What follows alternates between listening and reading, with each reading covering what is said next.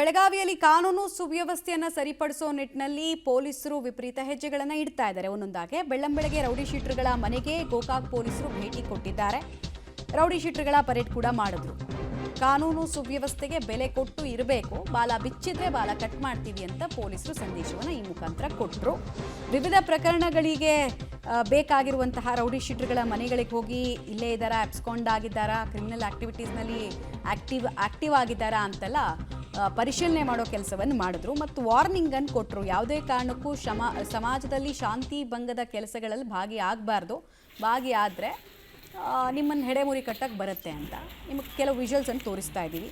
ಗೋಕಾಕ್ನ ವಿವಿಧ ಬಡಾವಣೆಗಳಲ್ಲಿರುವಂತಹ ಮನೆಗಳಿಗೆ ಭೇಟಿ ಕೊಟ್ಟು ಶಾಂತಿ ಕಾನೂನು ಸುವ್ಯವಸ್ಥೆಯನ್ನು ಕಾಪಾಡುವಂತೆ ಆಗ್ರಹಿಸಿದ್ರು.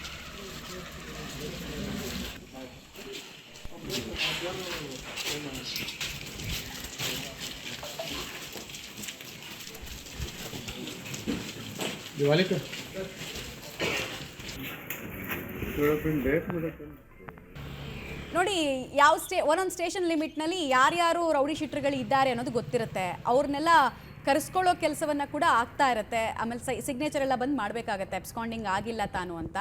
ಆ್ಯಕ್ಟಿವ್ ಕೇಸ್ಗಳಿರುವಂತಹ ರೌಡಿ ಶೀಟರ್ಗಳ ಮೇಲೆ ಹೆಚ್ಚಿನ ನಿಗಾ ಇಟ್ಟಿರ್ತಾರೆ. ಆಮೇಲೆ ಆ್ಯಕ್ಟಿವ್ ಕೇಸ್ ಇಲ್ಲದೇ ಇದ್ದರೂ ಕೂಡ ಕೆಲವು ರೌಡಿ ಶೀಟರ್ಗಳು ಬ್ಯಾಕ್ ಎಂಡಲ್ಲಿ ಕೆಲಸ ಮಾಡ್ತಿರ್ತಾರೆ. ಸೊ ಅಂಥವ್ರಿಗೂ ಬಿಸಿ ಮುಟ್ಟಿಸುವಂತಹ ಕೆಲಸ ಆಗಾಗ ಪೊಲೀಸರು ಮಾಡ್ತಿರ್ತಾರೆ. ಅದೇ ಭಾಗವನ್ನು ನೀವು ಗಮನಿಸ್ತಾ ಇದ್ದೀವಿ.